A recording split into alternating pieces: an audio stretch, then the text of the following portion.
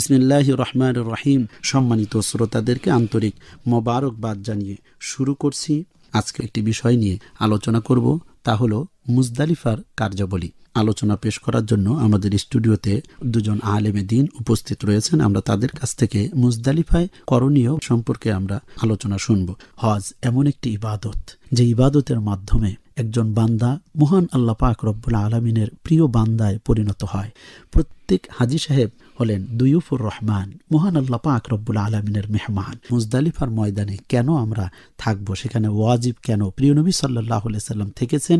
তার অন্যতম একটি কারণ হলো হযরত আদম এবং হাওয়া আলাইহিস সালাতু ওয়াস সালাম, তারা এই আরাফার ময়দান থেকে সাক্ষাৎ হওয়ার পর তারা এই মুজদালিফাতে এসে পৃথিবীতে প্রথম রাত্রি যাপন করেছিলেন। এই মুজদালিফার ময়দানে মাশআরিল হারামের পাশেই কুজা পাহাড়, সেই কুজা পাহাড়ের গুহায় হযরত আদম আলাইহিস সালাম এবং হাওয়া আলাইহিস সালাম রাত্রি যাপন করেছিলেন। এখানে আদম আলাইহিস সালাম প্রথম ফজরের 2 রাকাত নামাজ পড়েছিলেন, যেটা উম্মতে মুহাম্মাদীকে আল্লাহ তাআলা হাদিয়া স্বরূপ দিয়েছেন। মুজদালিফায় আমরা কি করব, কিভাবে মুজদালিফার হুকুম আহকামগুলো আদায় করে আমরা প্রিয় নবী সাল্লাল্লাহু আলাইহি ওয়াসাল্লামের সুন্নাত তরিকার মাধ্যমে মহান আল্লাহর সন্তুষ্টি অর্জন করতে পারবো, সেই বিষয়গুলো নিয়েই আমরা আজকে আলোচনা করব। মুজদালিফার ময়দান এমন একটি ময়দান, যেই ময়দানের দোয়া আল্লাহ তাআলা ফেরত দেন না, বান্দাকে মাহরুম করেন না। ফিহি আয়াতুম বাইয়িনাত, সেই মক্কাতুল মুকাররমা, সেই হজের জায়গাগুলোতে রয়েছে মহান আল্লাহর স্পষ্ট নিদর্শন। মাওলানা সৈয়দ মুহিবুল্লাহ, যে মুজদালিফা কোথায়, কিভাবে আমরা সেখানে অবস্থান করব? মুজদালিফা সম্পর্কে বর্ণনা করতে গেলে প্রথমেই একটু আলোকপাত করা প্রয়োজন আরাফার ময়দান সম্পর্কে। আরাফার ময়দানে যেহেতু অবস্থান করা ফরজ, আরাফার ময়দানই হলো হজের উদ্দেশ্য হাসিলের একটি কেন্দ্রস্থল বা কেন্দ্রভূমি।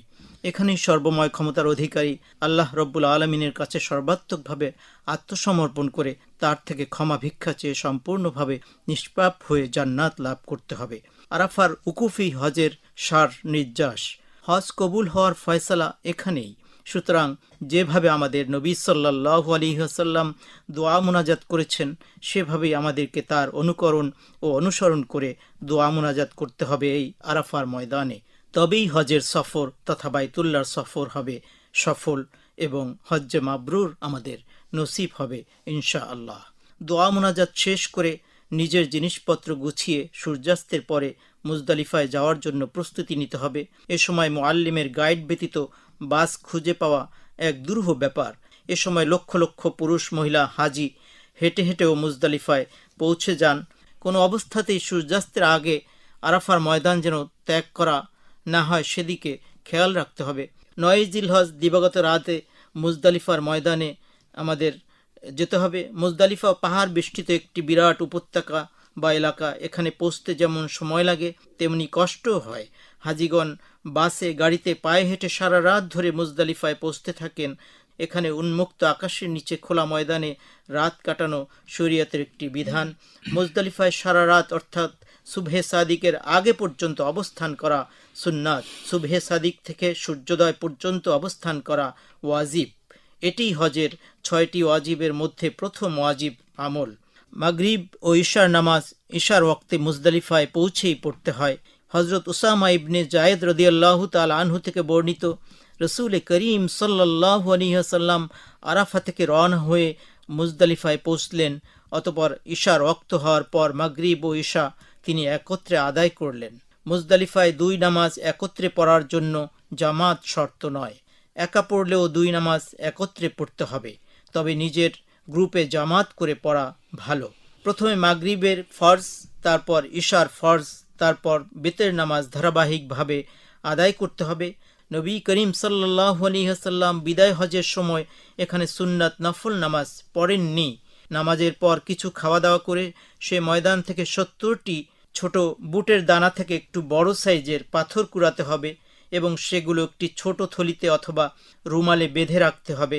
কয়েকটি পাথর বেশি নেওয়া ভালো, কেননা নিক্ষেপের সময় 2-1টি পাথর হাত থেকে পড়েও যেতে পারে। নিক্ষেপ করার পাথর উঠিয়ে পুনরায় নিক্ষেপ করা জায়েজ নয়। নিজের সংগৃহীত পাথর হারিয়ে গেলে মিনা থেকেও পাথর সংগ্রহ করা যায়। যতক্ষণ সময় পাওয়া যায় ঘুমিয়ে নেওয়া যায়। এই মুজদালিফার রাতে ঘুমানো, বিশ্রাম করা একটি সুন্নাত আমল। বিদায় হজে হুজুর সাল্লাল্লাহু আলাইহি ওয়াসাল্লাম এই আমলেই এভাবে করেছেন, কারণ পরের দিন অর্থাৎ 10ই জিলহজ তারিখে আপনার জন্য হজের অনেকগুলো গুরুত্বপূর্ণ আমল রয়েছে। অর্থাৎ সারাদিন পরবর্তী রাত পর্যন্ত অতি ব্যস্ততার ভেতর কাটাতে হবে। 12ই জিলহজ পর্যন্ত মিনায় অবস্থান করলে মোট 49টি পাথর নিক্ষেপ করতে হবে।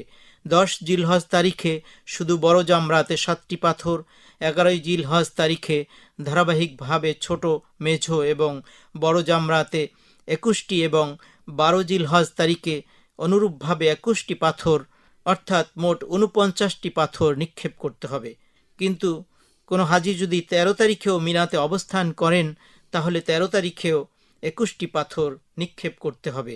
সেক্ষেত্রে মোট 70টি পাথর নিক্ষেপ করা হবে।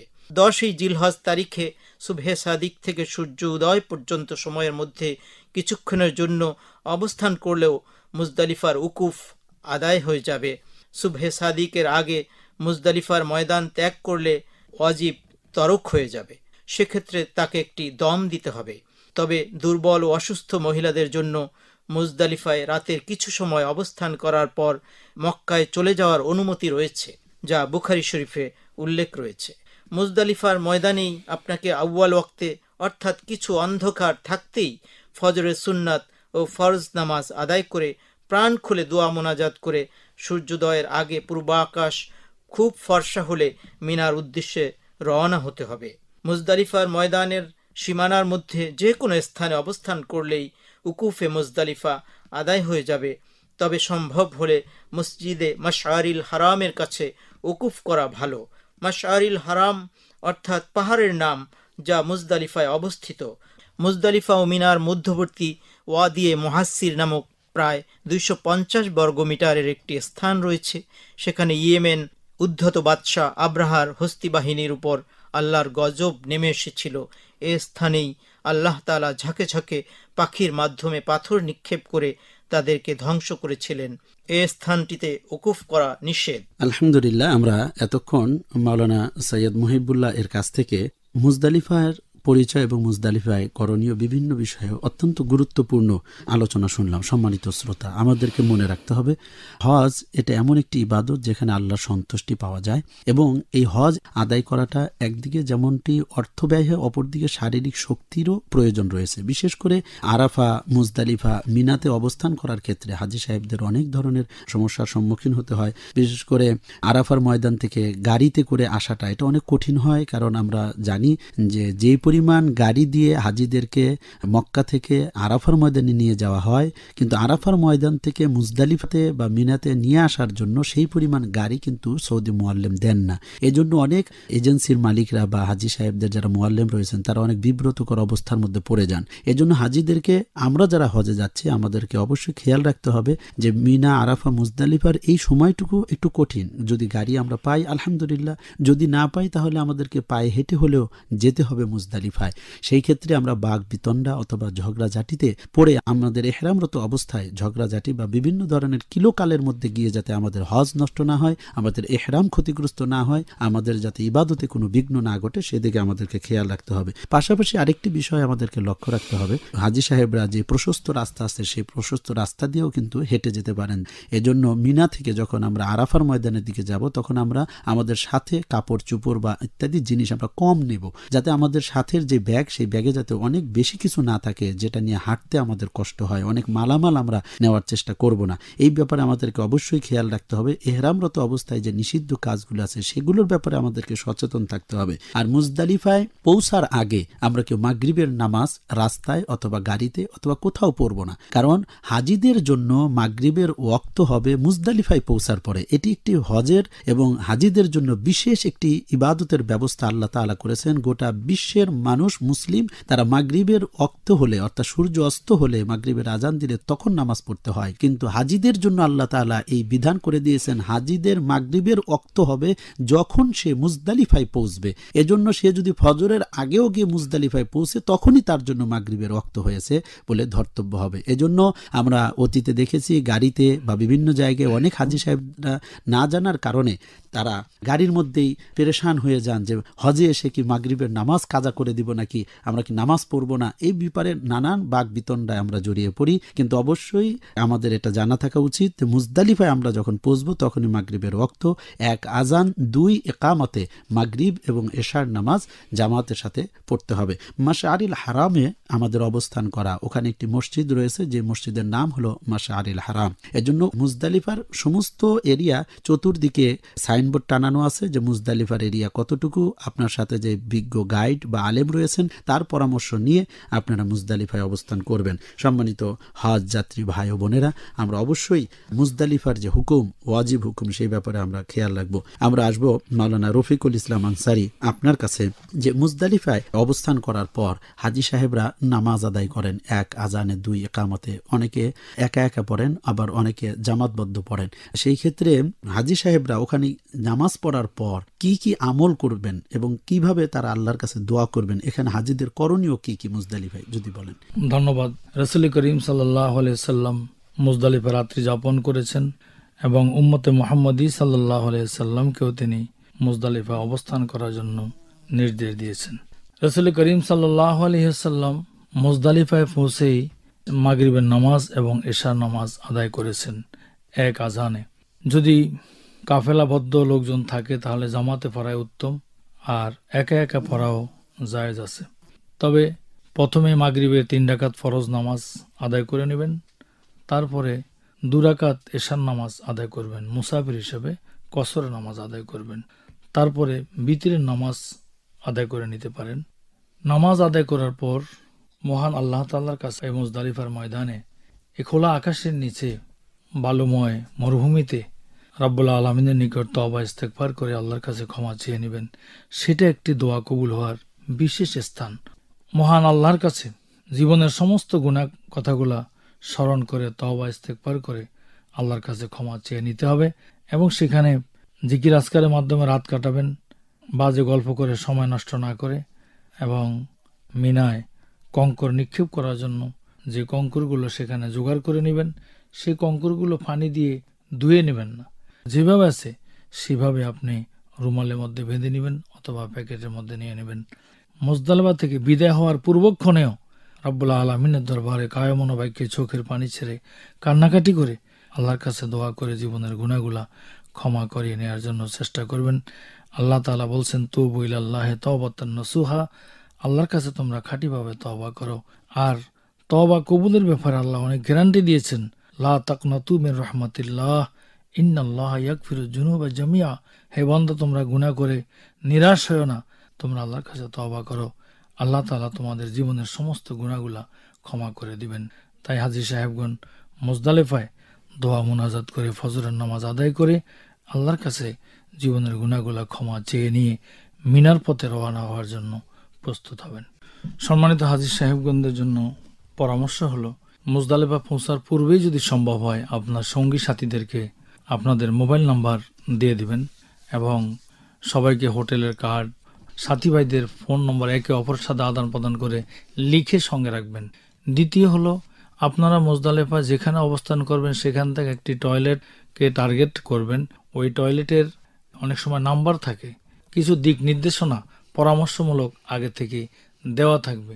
তৃতীয়ত হলো, যদি কেউ হারিয়ে যান আগে থেকে বলতে হবে যে আপনি হারিয়ে গেলে এখানে এসে বসে থাকবেন, আমি হারিয়ে গেলে আমিও এখানে এসে বসে থাকবো, তাহলে আমরা একে অপরকে খুঁজে নিতে সুবিধা হবে।